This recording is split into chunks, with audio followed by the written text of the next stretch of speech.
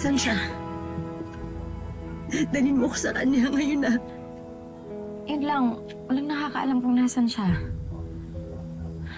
Paano na nakakaalam? Eh kasi, bes, bigla na lang siyang umalis eh. Tumakas ang kapatid mo sa ospital. Biglang missing in action. Diyos ko.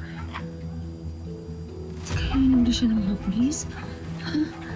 Okay lang kaya siya? Nakita sa CCTV. Patago-tago siya. Diyos ko, ang galing nga ng kapatid mo. Napostitan niya yung nurse tsaka yung secure. Kaya huwag kang mapraning. Sigurado ako kung nasan man ngayon si Tristan, wala siya sa kamay ng mga pulis. Kung nasan man siya ngayon, panigurado hinahanap ka niya. Saan makahanapin si Tristan?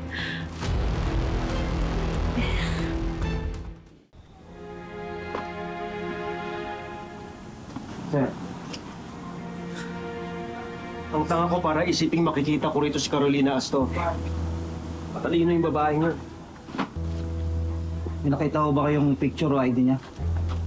Sa beses ko pa kasi siyang nakita dati nung hinuli namin yung nanay niya eh. Alam ko lang maganda siya pero di ko na maalala yung buong itsura.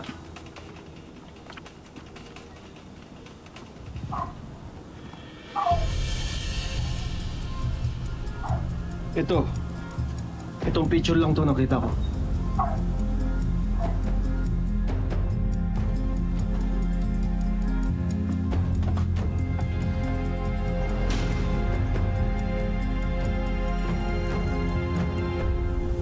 Sige, ako nang bahala maghanap kay Tristan.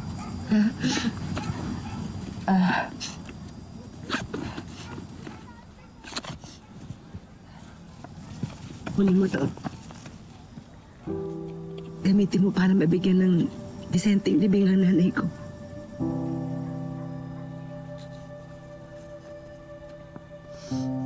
Liz, ang laki pera nito. Parang ano to, nakapati ka na? Magtanakaw ka na rin?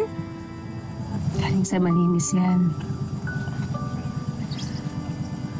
Alam mo, mabait pa rin sa akin yung Panginoon. Hindi niya ako pinapabayaan. Binibigyan niya ako ng mga mabubuting taong tutulong sa akin.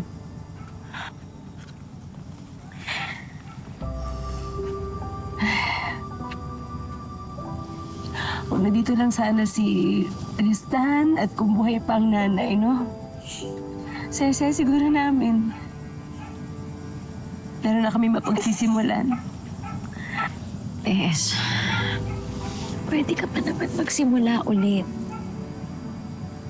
Kahit mag-isa. Kahit mag-isa, Bes.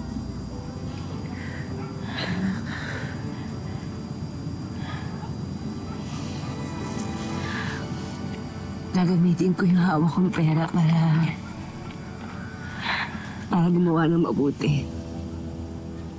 Tama si nanay. Pag mahirap ka,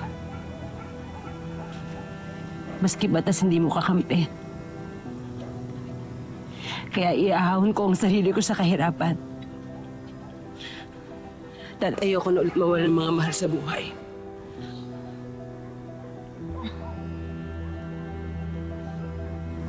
Tama.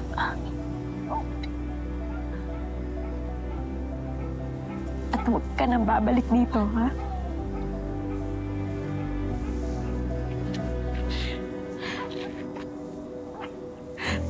Patay na si Carolina Astor. Ibang tao ka na ngayon. Ha?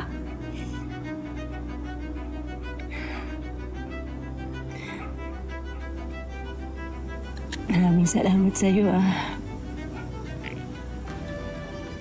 Napakabuti mo kaibigan sa akin.